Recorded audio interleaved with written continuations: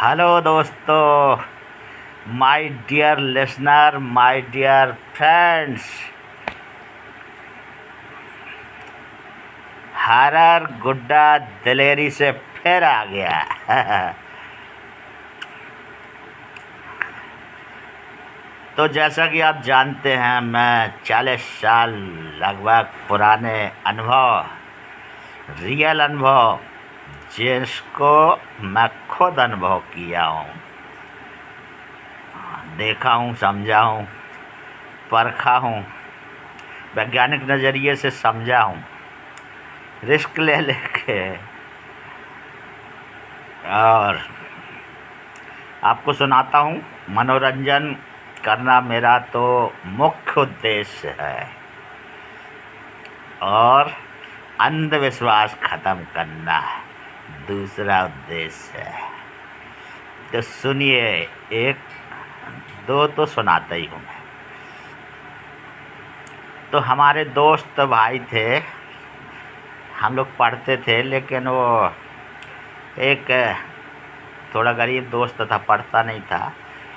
वो अपनी नदी के किनारे तरिया माने नदी के किनारे जो शकला कहते हैं वो लगाते हैं। बेर, अमरूद भी, इससे थोड़ा सा खेती अच्छी वाली लंबी चौड़ी रहती है, बहुत लंबी रहती है। नदी के किनारे रेत में लगाए रहते हैं, पानी मिलता रहता है, सब वहीं अच्छा, वहीं मड़िया बना के बैठे रहते हैं, बढ़िया वहीं रहते। वो काम करता था, वो दोस्त था, लेकिन उसकी शादी हो गई थी।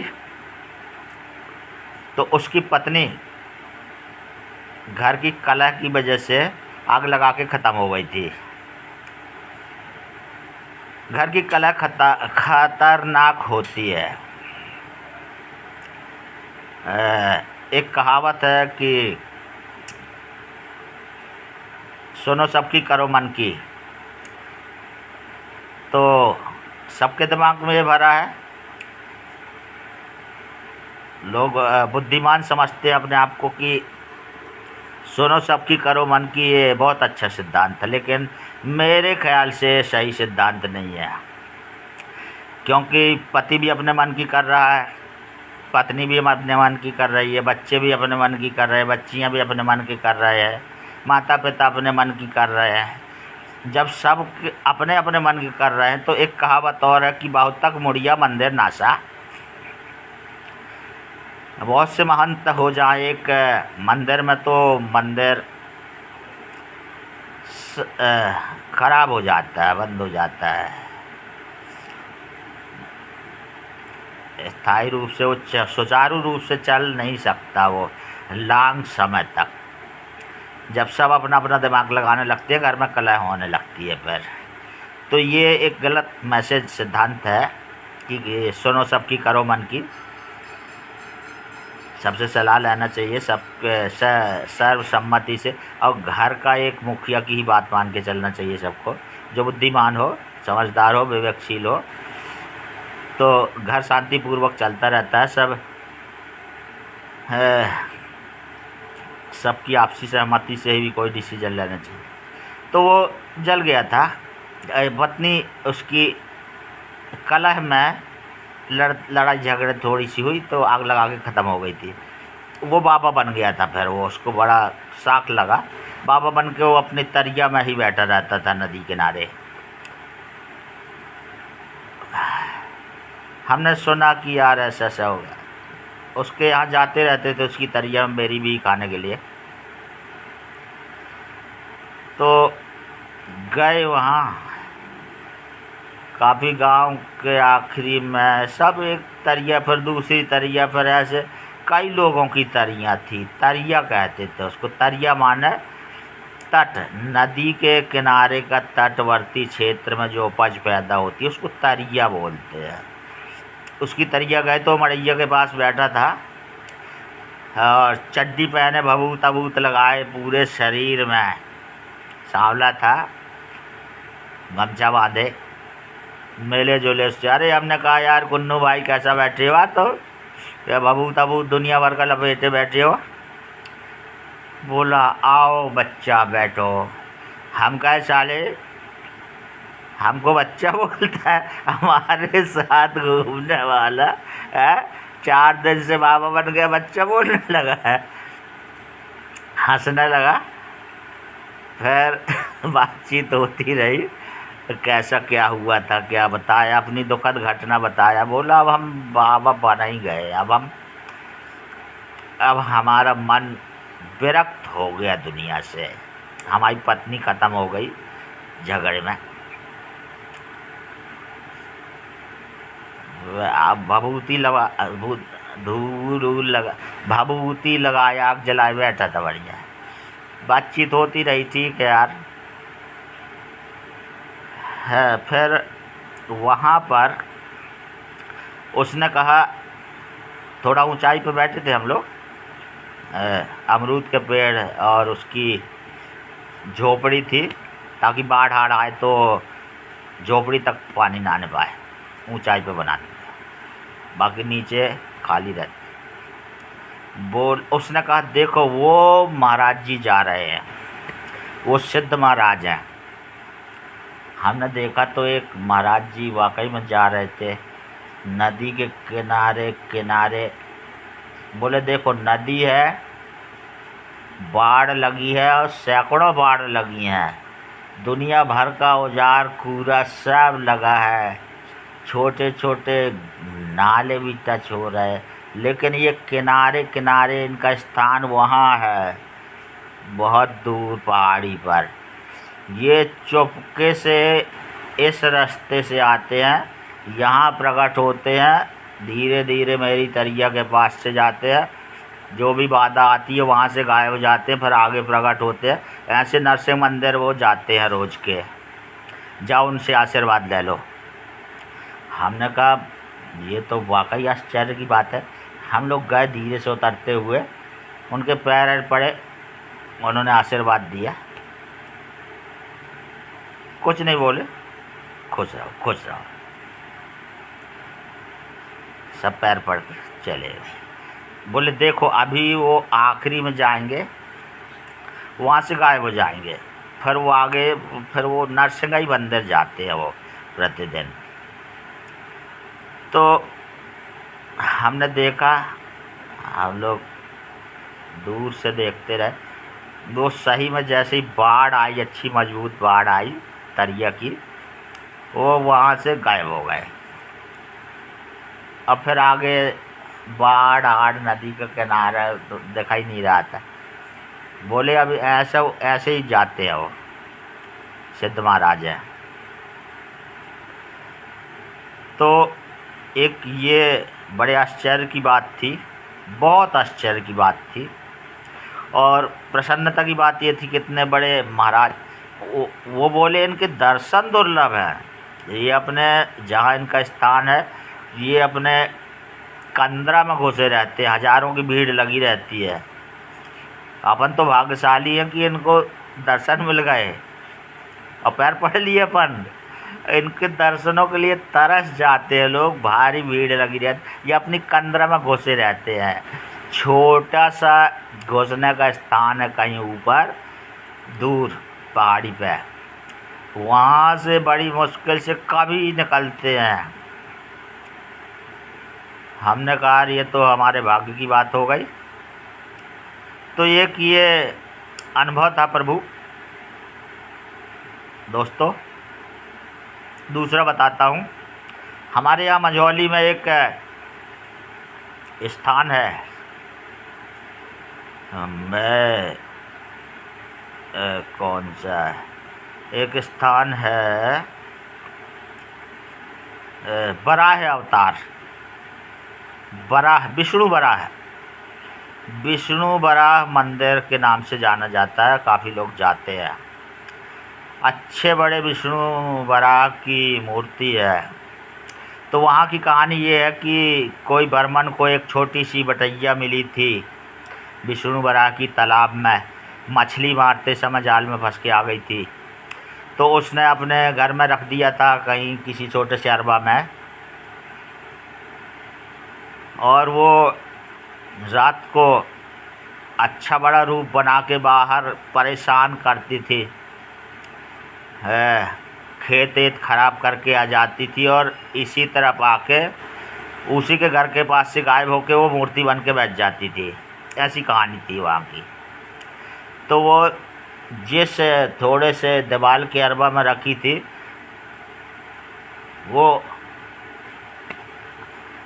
सब लोग आते थे कि इसी तरफ गया है वो अच्छा बड़ा सुअर विष्णु बराह, और हमारा सब खराब करके जाता, लगता है इसने पाला है। तो उसको लोग दम देते थे, उसको खदेड़ते, रात भर छेंके रहते थे और जो रगेड़ते आते थे वो उसी के घर के पास से गायब हो जाता था वो। तो उसको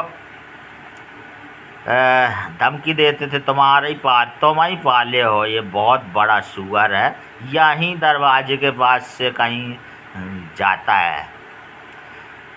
उसने कहा भैया हम काहे को पालेंगे यार, देख लो अंदर घुस के सब ढूंढ ढांड लियो। देखो जब देखे सुने समझे कहीं कुछ नहीं, वो कहीं मिलता नहीं था। खैर वो जो मूर्ति थी वो बढ़ने लगी, वो धीरे धीरे एक आध महीने में वो 1 फुट की हो गई, उसका अरबा जगह ख़त्म हो गई। फिर उसने कहा लगता है यहीं से तो नहीं कलाकारी है कुछ। ऐसा सब गांव के लोगों को बुलाया, तो उसने फिर सब पंचायत बैठ के मंदिर बनवाया गया छोटा सा। वो मूर्ति बढ़ती रही, फिर वो मंदिर टूट गया, फिर बड़ा मंदिर बनाया छोटा, तो 10 फुट का 5 फुट का, ऐसे वो मूर्ति विशाल बढ़ता ही गई। फिर तो चारों तरफ चर्चा फैल गई, वो स्थान ही बन गया। ऐसा था वहाँ का शुरुआती दौर। तो हम गए अपनी माता राम के साथ, छोटे थे, दर्शन करने के लिए। माता राम बोली जाओ पैर पड़े आओ। तो हाँ, जब वो मूर्ति बढ़ रही थी तो सबने प्रार्थना किया कि अब मंदिर बार बार तोड़ना पड़ता है, प्रभु कब तक बढ़ते रहोगे आप, तो आप ऐसे में तो हम लोग कहाँ तक मंदिर तोड़ेंगे बनाएंगे। तो उन्होंने सपना दिया कि हमारे सिर पे एक सोने की खील तवा कुछ ठोंक दो, बढ़ना बंद हो जाएंगे। तो अभी बहुत बड़ी मूर्ति है वो, शायद बढ़ना बंद हो गई है। दर्शन करने गए माता राम के साथ, तो हम छोटे थे, अंदर गए और हमने, छोटे छोटे हाथ थे हमारे, हमने ऐसा हाथ धरा और पैर पड़ा। हाथ धरते ही हमारा हाथ दब गया, गुलगुल लगा हमको। हमारा हाथ जो है उस पत्थर की मूर्ति में, विष्णु बराह की पैर के पास हमने हाथ रखा और हमारा हाथ दब गया। स्पंज से भी बिल्कुल नरम हमारा हाथ दब गया, वो मूर्ति दबी, गुलगुल लगी। हम घबरा के बाहर आए, माता राम से बोले। उस समय हमारी उम्र 5-6 साल रही होगी, या 10-11, 8-9 साल रही होगी हमारी, 8-9 साल। हम घबरा के माता राम से बताए, हमने कहा वो गुलगुल लग रहे हैं हमको। हम घबरा के भग गया, हम हाथ जैसी पैर पड़ने को रखे तो वो दब गए एकदम से। माता राम तो हमको बहुत चाहती थी, बच्चा घबरा गया हमारा, जल्दी से हमको पकड़ के लगी, चलो चलो चलो, हाथ फेरा, जल्दी से फिर दूसरे पाँव पर के चले आए। अभी तक याद है,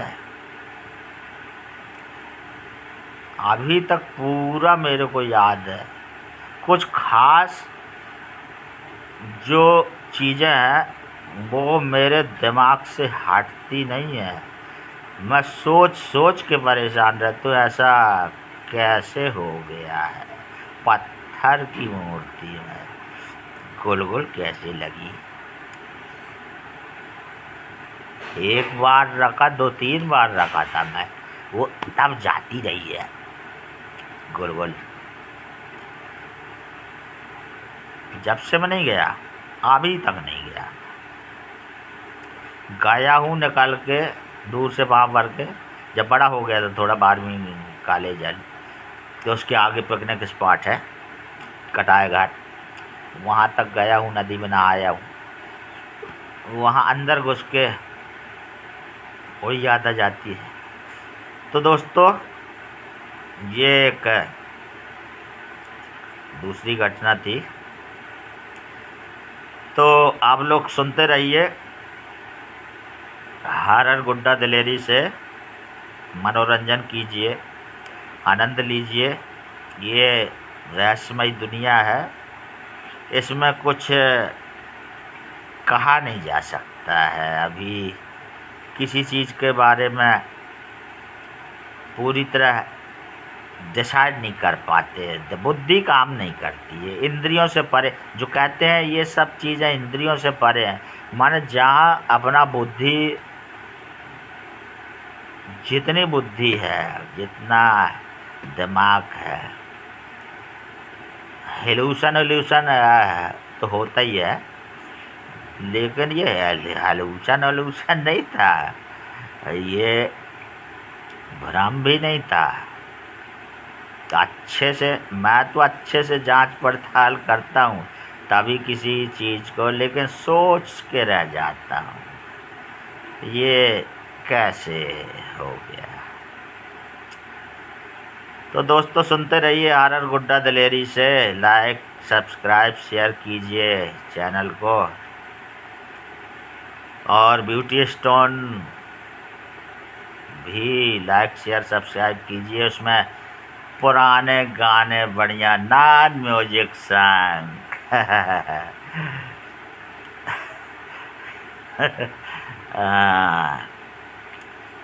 थोड़ी बहुत कुछ कड़ी, वैसे तो लाखों गाना याद है मेरे को, लेकिन 1-2 कड़ी बार याद है। 1-2 कड़ी कोई याद लगा, मेरे को जब कोई याद लगाता है तब याद आती है कोई चीज़, लेकिन जो पुराने खास प्रिंट आउट हैं दिमाग में, वो तो नहीं भूल सकते हैं कभी। तो दोस्तों, और भी सुनाऊंगा मैं, सुनते रहिए। मैं तो लाइक, सब्सक्राइब, शेयर करता हूँ जो भी वीडियो देखता हूँ, क्योंकि वो बड़ी मेहनत से बनाते हैं। All the things are difficult before they are easy. सरलता के पहले हर चीज़ प्रस्तुत जो की जाती है, प्रेजेंटेशन किया जाता है, वो बड़ी कठिनाई रहती है। जो भी बनाते हैं वीडियो, बड़ी कठिनाइयों से गुजर के, तन मन धन लगा के, मेहनत मशक्क़त रिस्क करके वीडियो बना के अपन लोग सरलता से देखते हैं, इसलिए मैं उनके लाइक, सब्सक्राइब, शेयर कर देता हूँ, ऋण मुक्त हो जाता हूँ। थोड़ा सा लाइक, सब्सक्राइब, शेयर करने में क्या जाता है। शेयर करने, सब्सक्राइब करने से ये रहता है कि अगर एक बार कोई चीज़ अच्छी नहीं लगी, दोबारा जैसे ही वो डाउनलोड करेगा फिर से आएगी, दूसरी अच्छी लगेगी, तीसरी अच्छी लगेगी, इस टाइप से। तो दोस्तों, सुनते रहिए, खुश रहिए, डरने की ज़रूरत नहीं है। मैं पहले ही बोलता हूँ, अंधविश्वास फैलाने की और दिल दिमाग में रखने की ज़रूरत नहीं है। दिलेरी से जीना चाहिए, ये संसार सागर है। नमस्ते दोस्तों, आपका प्रेम स्नेह मिलता रहे, आप लोग खुश रहें, बस अपना उद्देश्य तो यही है।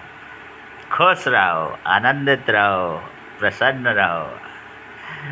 झंझावात दुनिया के तो लगे ही हैं, दुख, तकलीफ, कष्ट, पीड़ा, मृत्यु, आत्मक्लेश, मन क्लेश, हृदय क्लेश, ये सब पार्ट ऑफ लाइफ है, इसी को संघर्ष कहते हैं। इनको झेलते हुए दिलेरी से जीते रहिए, खुशी खुशी सब स्वीकार कीजिए, ऊपर वाले का दिया सुख दुख सब स्वीकार करते चलिए। तो नमस्ते दोस्तों, और सुनाऊंगा बाद में।